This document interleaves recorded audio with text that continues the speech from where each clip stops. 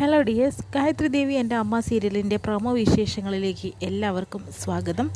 അങ്ങനെ അഭിഷേകിനോട് തന്നെ ദേവു നന്നായിട്ട് ദേഷ്യപ്പെടുന്നുണ്ട്. കാരണം എന്ന് വെച്ചിട്ടുണ്ടെങ്കിൽ ദേവു ഒരിക്കലും ആ മെയിൽ അയച്ചിട്ടില്ല, പക്ഷേ ഗൗരിയാണ് ആ മെയിൽ അയച്ചത്.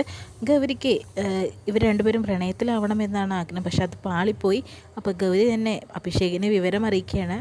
സർ, ആ ഒരു മെയിൽ അയച്ചിട്ടുള്ളത് ദേവബാലയുടെ ഐഡിയിൽ നിന്ന് ഞാനാണെന്ന് പറയുമ്പോൾ ഞെട്ടിത്തായിരിക്കും കേട്ടോ അഭിഷേക് ചെയ്യുന്നത്. കാരണം ഒട്ടും തന്നെ പ്രതീക്ഷിച്ചില്ല.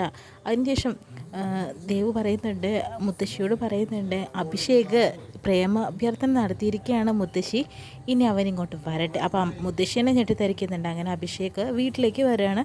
വീട്ടിലേക്ക് വരുമ്പോഴത്തേനും ദേവബാലയല്ല മെയിൽ അയച്ചതെന്ന് അറിഞ്ഞിട്ടാണ് വരുന്നത്. അതോടെ തന്നെ ദേവുവിൻ്റെ മുഖത്ത് നോക്കാൻ പറ്റാണ്ടായിരിക്കുകയാണ്. അങ്ങനെ ഹെൽമെറ്റ് ഇടുകയാണ്.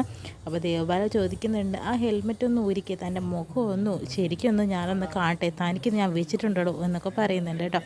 അങ്ങനെ അഭിഷേകിന് ആകെ വിഷമാവുകയാണ് ചെയ്യുന്നത്. അതിനുശേഷം തന്നെ ദേവരാജ മാഷ് അഭിഷേകിനെ കണ്ടിട്ട് സംസാരിക്കുന്നുണ്ട്. എന്താ മോനെ പ്രശ്നം ഉണ്ടായതെന്ന് ചോദിക്കുകയാണ്. അങ്ങനെ അമ്പലത്തിൽ വെച്ച് തന്നെ തനിക്കുണ്ടായ ആ അനുഭവങ്ങളെല്ലാം തന്നെ അഭിഷേക് വിവരിക്കുകയാണ് ചെയ്യുന്നത്. ദേവിനോട് തെറ്റിദ്ധരിച്ചിട്ടുള്ള ഒരു ഇഷ്ടമായിരുന്നു. അത് ദേവു അല്ല അയച്ചത്, അത് ഞങ്ങളുടെ കമ്പനിയിലൊരു സ്റ്റാഫാണ്, ഞാൻ ആകെ നാണം കിട്ടുപോയി സർ എന്ന് പറഞ്ഞിട്ട് ഇരിക്കുകയാണ്. പക്ഷേ ദേവരാജ മാഷയ്ക്ക് ചിലപ്പോൾ അഭിഷേകിന് ഒരുപാട് ഇഷ്ടമായിരിക്കും. അതുകൊണ്ട് തന്നെ ദേവബാലയോടുള്ള ഇഷ്ടം എന്തായാലും അഭിഷേകിനുണ്ടെങ്കിൽ എന്തായാലും നടത്തി കൊടുക്കാൻ ദേവരാജ മാഷ് എന്തായാലും മുൻകൈ എടുക്കും എന്നുള്ളത് ഉറപ്പാണ്.